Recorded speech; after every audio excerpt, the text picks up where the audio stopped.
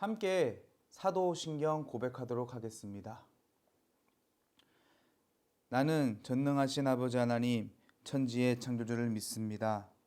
나는 그의 유일하신 아들 우리 주 예수 그리스도를 믿습니다.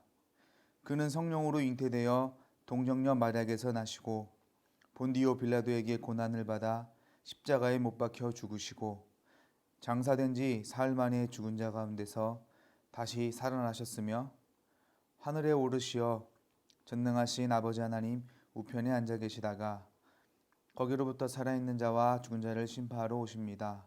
나는 성령을 믿으며 거룩한 공교회와 성도의 교제와 죄를 용서받는 것과 몸의 부활과 영생을 믿습니다. 아멘. 안녕하세요. 함께 찬송할 텐데요. 이번 주는 신용범 목사님께 부탁을 드려서 이렇게 함께 또 찬송합니다. 함께 하나님을 기쁘게 찬송했으면 좋겠고요. 주 안에서 기뻐해 느헤미야를 떠올리면서 하나님 앞에 막 춤췄던 그들을 이제 생각을 하면서 함께 찬송하겠습니다.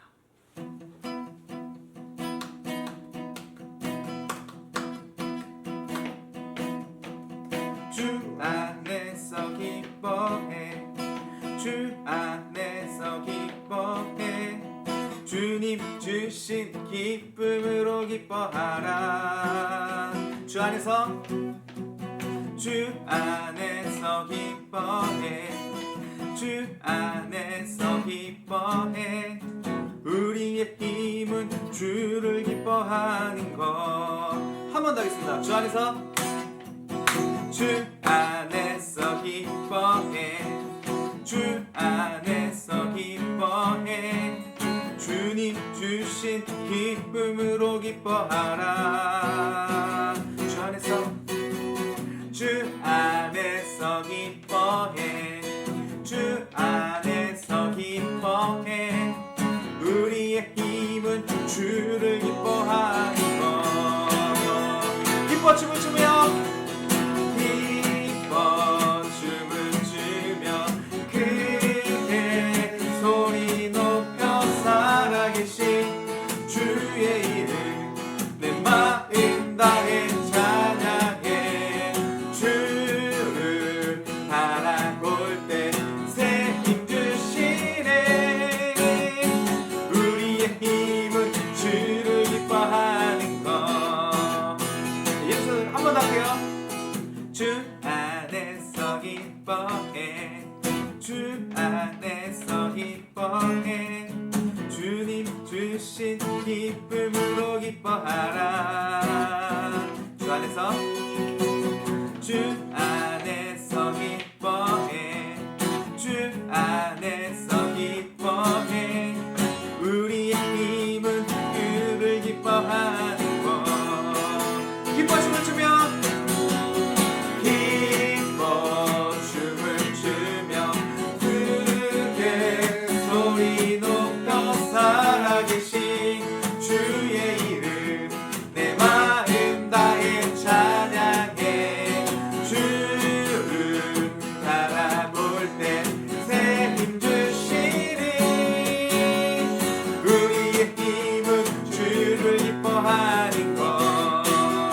기뻐 춤을 추며 기뻐 춤을 추며 크게 소리 높여 살아계신 주의 이름 내 마음 다해 찬양해. 주를 바라볼 때 새 힘 주시니 우리의 힘은 주를 기뻐하는 것.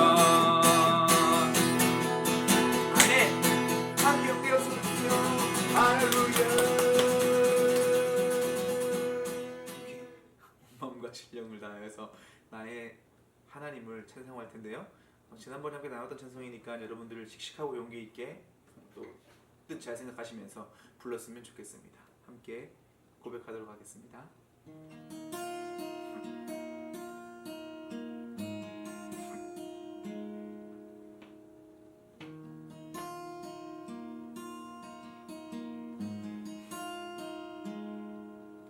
나의 사랑 너는 어여쁘고 참 귀하다. 어느 보석보다 귀하다.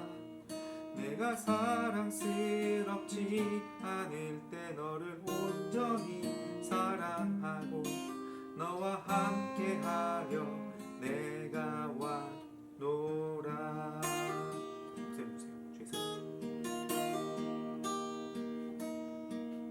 주의 사랑, 이 사랑은 결코 변치 않아. 모든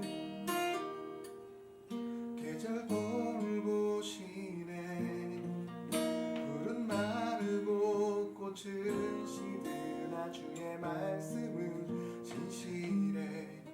실수가 없으신 주만 바라라. 주님의 나라와 뜻이 나의 삶 속에 임하시며 주님 알기를 주만 보기를 소망해.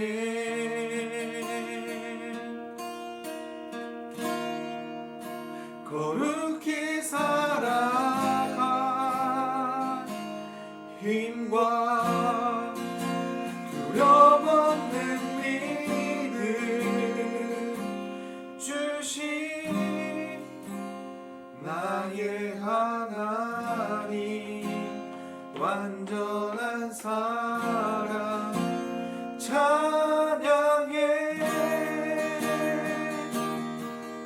한 번 더 보겠습니다. 나의 사랑, 나의 사랑, 너는 어여쁘고 참 귀하다. 어느 보석보다 귀하다. 내가 사랑스럽지 않을 때 너를 온전히 사랑하고 너와 함께하려 내가 왔노라. 주의 사랑, 주의 사랑, 이 사랑은 결코 변치 않아. 모든 계절 돌보시네. 푸른 마르고 꽃은 시드나 주의 말씀은 신실해. 실수가 없으신 주만 바라라. 주님의 나라, 주님의 나라와 뜻이 나의 삶 속에 임하시며 주님 알기를 주만 보기를 소망해.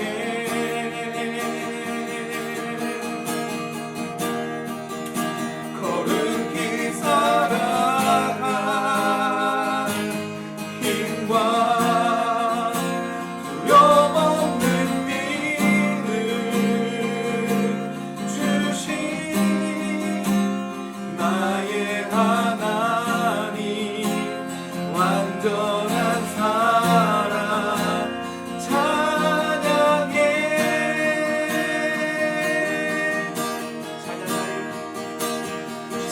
찬양하리 만군의 주 영원히 함께 하시네. 존귀하신 사랑의 왕 영원히 통치하시네. 한번 더 찬양하리 만군의 주 영원히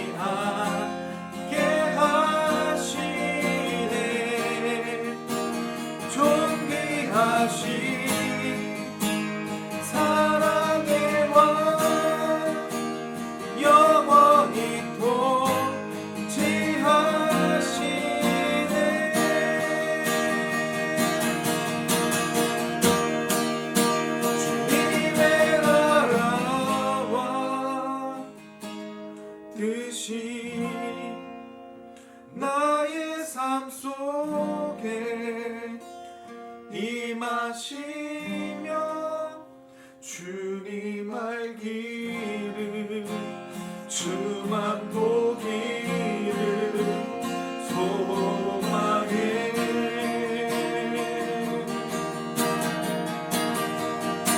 거룩히 살아가 힘과 두려움 없는 믿음 주신 나의 하나님 완전한 사랑 찬양해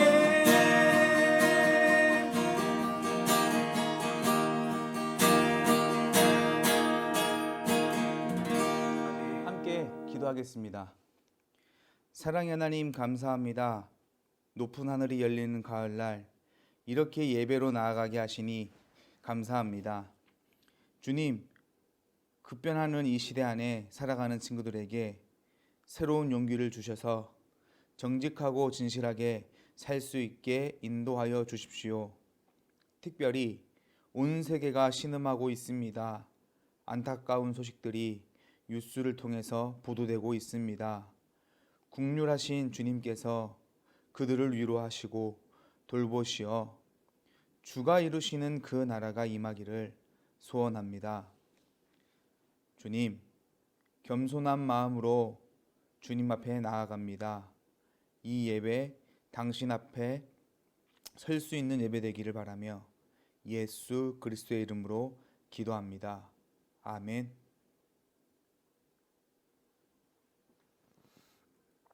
함께 말씀 보도록 하겠습니다. 오늘 함께 나눌 말씀은요, 마태복음 15장 3절 말씀입니다. 마태복음 15장 3절 말씀.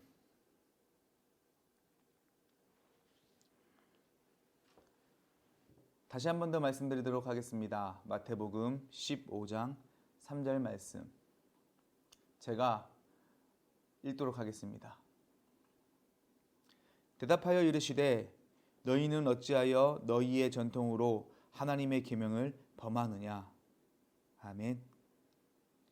생소하고 짧은 구절이죠. 처음 듣는 말씀일 거라 생각합니다. 제가 다시 한 번 더 봉독 읽어드리도록 하겠습니다. 대답하여 이르되 너희는 어찌하여 너희의 전통으로 하나님의 계명을 범하느냐. 예수님께서 바리새인과 서기관들에게 이렇게 얘기했습니다. 한 번 더 읽어드리도록 할게요. 대답하여 이르시되 너희는 어찌하여 너희의 전통으로 하나님의 계명을 범하였느냐. 아멘. 함께 말씀 보도록 하겠습니다. 먼저 인사하고요. 안녕하세요. 매일 영상에서도 여러분 맨날 이렇게 양손하니까 좀 이상하죠? 안녕, 오늘 한 손. 샬롬. 반갑습니다, 여러분. 잘 지내시기를 바라겠습니다. 이렇게 보지 못해서 안타까운데 어디서든 여러분 최선을 다하여서 열심히 잘 살고 계시면 이제 곧 조만간 함께 얼굴을 볼 거라 생각을 합니다. 여러분 그때까지 건강히 잘 계십시오. 그리고 또 톡으로도 한 번씩 살아있다고 좀 표시해 주시면 참 감사하겠습니다. 자, 그러면 집중해서 성경을 보도록 하겠습니다. 여러분들께서 공부할 때 이제 교과서가 있죠. 교과서가 있습니다. 이 교과서는 메인 텍스트예요. 그리고 이 교과서에 맞춰서 이 교과서를 해석하는 뭐가 있나요?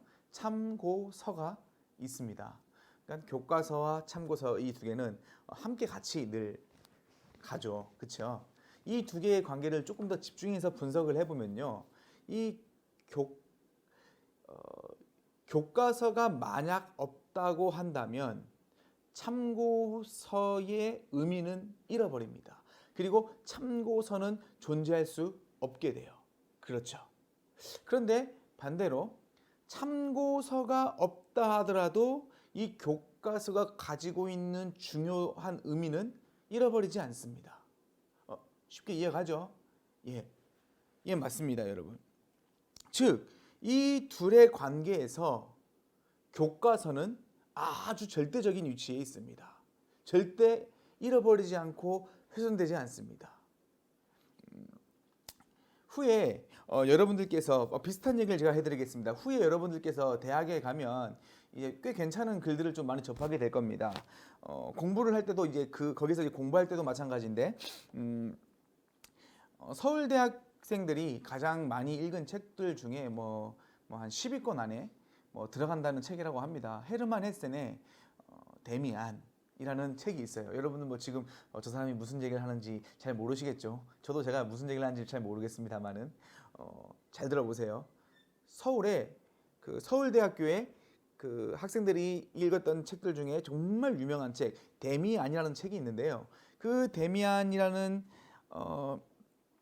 책은 이제 헤르만 헤세라는 사람이 말하고 싶은 어떤 의도, 뜻, 이런 것들을 이야기하지만 사실 그것을 알기는 굉장히 어려워요. 왜냐하면 굉장히 심오하고 어렵기 때문에 사실 파악하기 어렵습니다. 사실 그 책에 대해서 그 저자의 의도를 정확하게 파악하기 위해서는요, 그 시대, 그 저자의 그 시대가 어떤지, 또 저자의 사상이 어떠한지, 저자가 지금 어떤 위치에 있는지를 잘 알아야 그 저자의 의도를 좀 더 잘 파악할 수 있겠죠. 그래서 아무리 좋은 글이고 아무리 위대한 글이지만 해석하기 난해합니다. 그러니까 이해하기가 어려워요. 그래서 사람들은 눈을 어디로 돌리냐면요, 이런 걸로 돌립니다. 성우기의 데미안이라는 책이 만약에 나온다 하면 이 글로 눈을 돌리는 겁니다. 그리고 그 책을 보면서 데미안이 이렇구나, 데미안이 이런 생각을 가졌구나, 그렇구나 하고 데미안을 이제 나와는 다르게 또 이해하기 시작합니다. 이게 훨씬 쉬울 겁니다. 같은 나라의 사람이 쓰였고요. 이제 좀 한국말로 또 번역을 잘 했기 때문에 아주 이제 한국말로 표현을 했기 때문에 아주 잘 이해가 쏙쏙쏙쏙 우리의 정서상 잘 들어올 거라고 생각합니다. 하지만 성우기의 데미안을 읽었다고 해서 헤르만 헤세의 데미안을 읽은 것은 아닙니다. 무슨 말인지 알겠죠, 여러분? 제가 하려는 말은 그만큼 메인 텍스트가 정말 중요하고요. 그만큼 교과서가 중요합니다. 굉장히 중요해요. 하지만 교과서와 메인 텍스트는 어째서 그런지 모르겠지만 해석서가 없으면 보기 힘들다라는 어떤 단점이 좀 있긴 있는 것 같아요. 제가 공부할 때도 그랬거든요. 제가 왜 여러분들에게 이런 이야기를 하겠습니까? 이렇게 쓸데없는 얘기 같죠. 교과서와 참고서의 어떤 차이. 근데 여러분, 오늘 말씀에서도 똑같이 일어나고 있습니다. 똑같은 사건이 일어나고 있습니다. 이것은 지금 예수님 시대에 정말 큰 문제였어요. 오늘 말씀에 보면 어떤 말이 나오냐면요, 너희의 전통이 나옵니다. 이게 뭐냐면 2절에 보면요, 장로들의 전통입니다. 그러니까 무슨 말이냐면 바리새인과 서기관들은 장로들의 전통을 따랐다는 겁니다. 그 이야기를 예수는 콕 집어서 이야기를 하고 있습니다. 저는 오늘 여러분들과 함께 이 말씀을 분석을 하거나 그렇게 얘기하진 않을 거예요. 하지만 장로들의 전통이 어떤 것인지, 어떤 상황에서 쓰여졌고 어떻게 받아들여야 하는지를 이야기를 하려고 합니다, 여러분. 이 장로들의 전통은요, 우리가 계속해서 얘기했던 율법과는 조금 다른 것이었습니다, 여러분. 하지만 아이러니하게도 율법과는 다른 것임에도 불구하고 율법과 동등한 어떤 권위를 가졌습니다. 율법과 동등한 권위를 가졌다는 얘기는 무슨 말이냐면 하나님의 뜻이라는 얘기입니다. 그러니까 엄령이에요. 하나님의 뜻이라는 것은 절대적이죠. 그들에게 정말 절대적인 말이었습니다. 그 전통을 이제 뭐라고 표현하냐면요, 생소하게 하시겠지만은 여러분들 보시면 알겠습니다. 제가 요 손짓 보이죠? 여기에 뭐라 적혔냐면 할라카라고 적혀 있어요. 여러분, 할라카라고 이야기를 합니다. 그러니까 이 할라카의 위치가 뭐냐면요, 이 할라카는 모세의 율법을 해석한 해석서입니다. 그러니까 모세의 율법이 교과서라면 모세의 율법을 어떻게 합니까? 해석한 것을 다시 이제 뭐 풀이한 것을 할라카라고 얘기한다면 아주 쉽게 이해가 될 것 같습니다. 여러분, 제가 여러분들에게 뭐 다시 한 번 더 물어보겠습니다. 제가 한 몇 주째 얘기했던 것 같지만 여러분, 이스라엘 백성들이 궁극적으로 좋아했고 궁극적으로 따랐으며 궁극적으로 믿었던 것은 무엇이었습니까? 이렇게 물어보면 여러분 바로 얘기하지 않겠습니까? 율법. 그 율법의 어떤 근원은 뭡니까? 하면 바로 얘기할 수 있지 않을까요? 뭐라고 적혀있나요? 십계명. 예, 십계명입니다. 그리고 그 십계명을 다양하게 해석한 어떤 율법의 어떤 해석이 모세의 해석이 있겠죠. 하지만 이 모세의 율법이 한계에 부딪혔습니다. 새로운 해석이 필요했어요. 무슨 말이냐면 이스라엘 백성들이 긴 역사 시간을 지내면서 이스라엘에게 뭐가 필요했냐면 새로운 전환이 필요했던 겁니다. 자신들이 포로에 잡혀갔어요. 그리고 포로에서 다시 해방돼서 돌아왔는데 다시 돌아와서 이제 새롭게 해석해야 하고 새롭게 세워야 한다는 것을 그들은 인식을 했어요. 그리고 여러 학자들이 모여서 학자들이 이 시기에 무엇을 만들었냐면 할라카를 만듭니다. 써요. 새롭게 율법을 번역합니다. 새롭게 율법을 해석합니다. 앞으로 우리는 이렇게 살 것이고 이렇게 살 것이고 이렇게 살 것이다. 이렇게 얘기하는 거예요.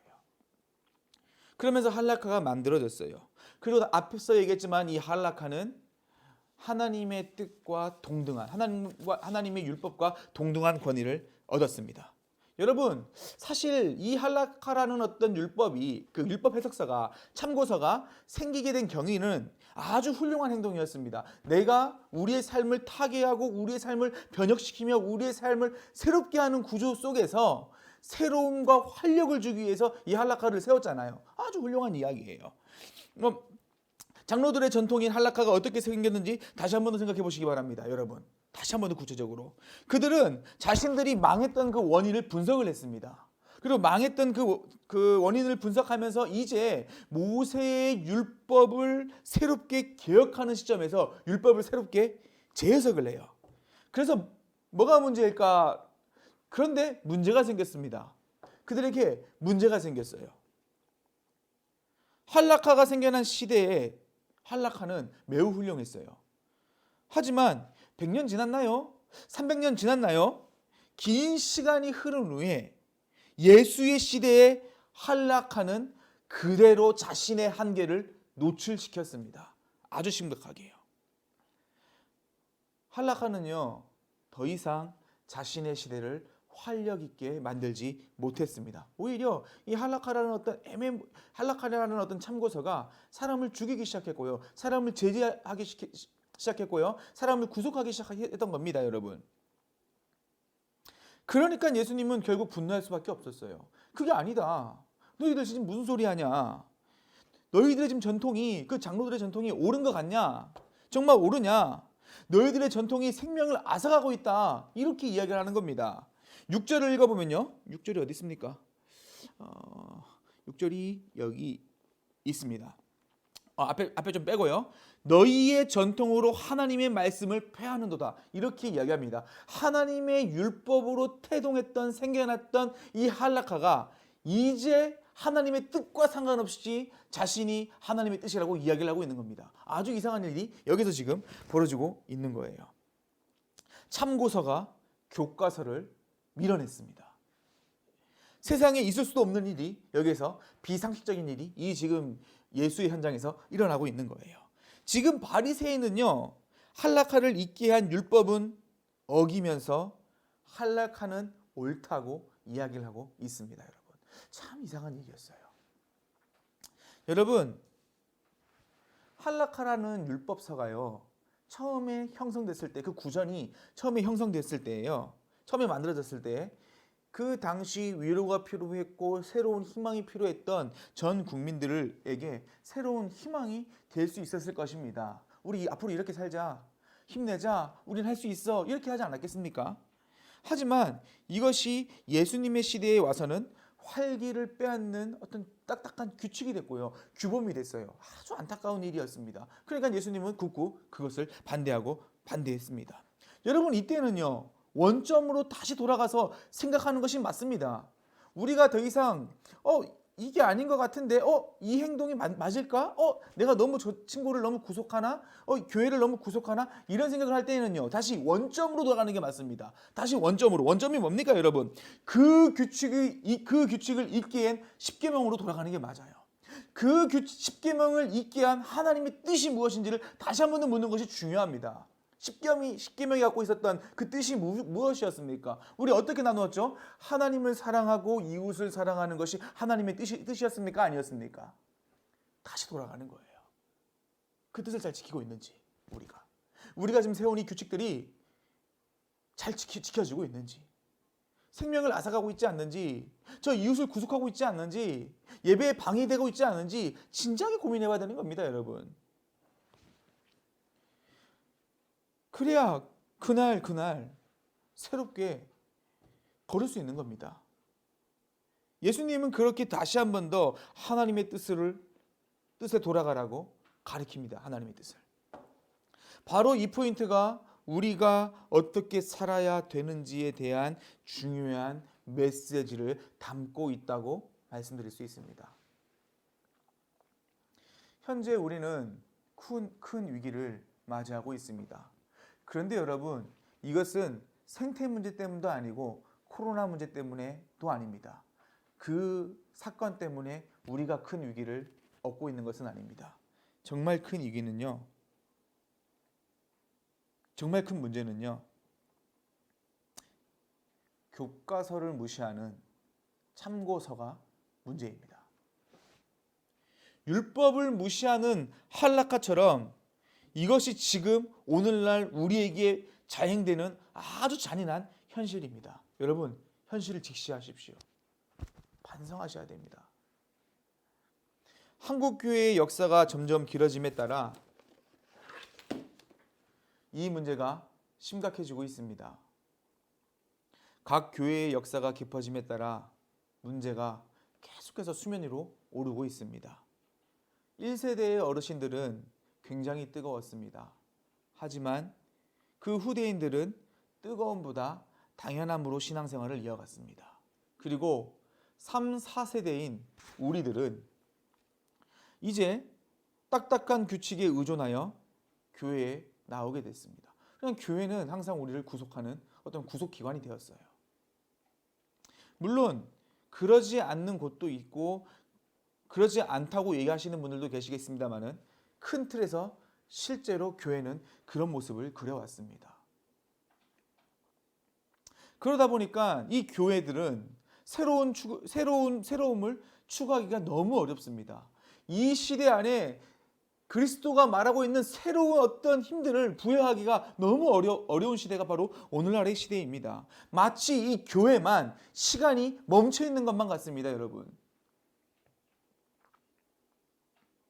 하지만 여러분, 우리가 사는 이 시대는 결코 멈추지 않습니다. 오늘날에 유행되는 그 유행들은 한 달째 넘기지 못하고 식상해집니다. 물러가요. 그만큼 시대가 빠르게 진행됩니다. 하지만 이런 어떤 상황과 시대 속에서 우리는 100년 전의 그 뜨거움과 이해를 가지고 그 잣대를 가지고 평가하고 해석하고 있습니다. 그게 지금 우리의 가장 큰 문제이고 한계입니다. 마치 해석서를 가지고 전부인 양 생각하는 우리의 우둔함이 문제겠죠.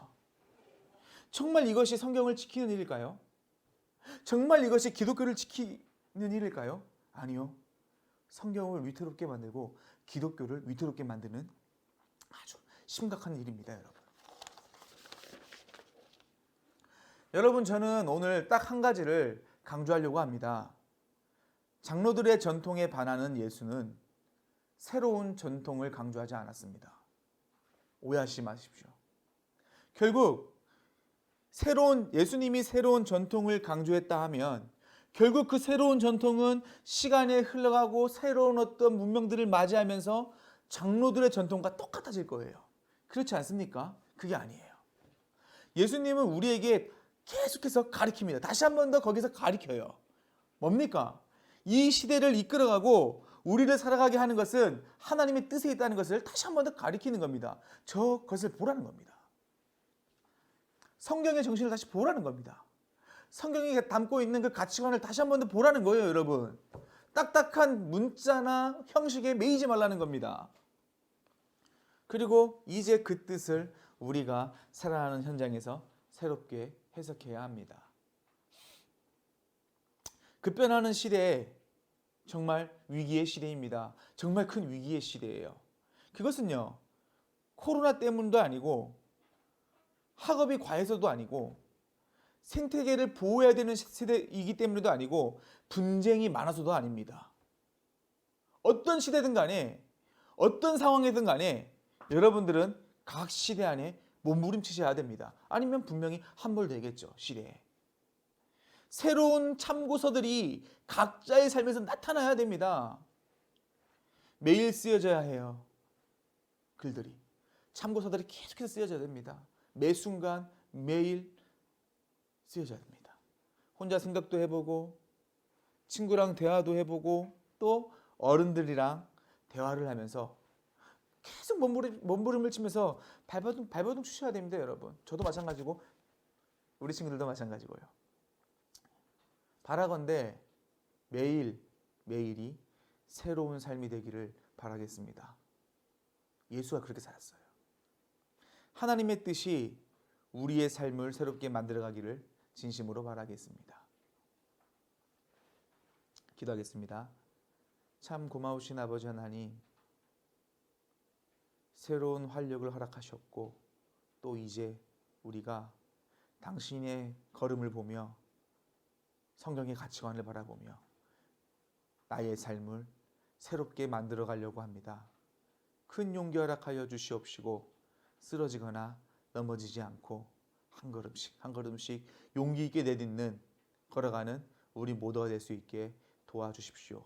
우리 사랑하는 청소년부, 늘 새로움이 가득한 그런 청소년부가 될 수 있게 주여 우리를 긍휼히 여겨 주십시오. 감사드리며 우리 권하신 예수님의 이름으로 기도합니다. 아멘. 이제는 화해를 보여주신 예수님의 은혜와 하나님 아버지의 놀라운 사랑과 성령님의 인도하심이 새로운 삶을 만들어가는 모두에게 함께하길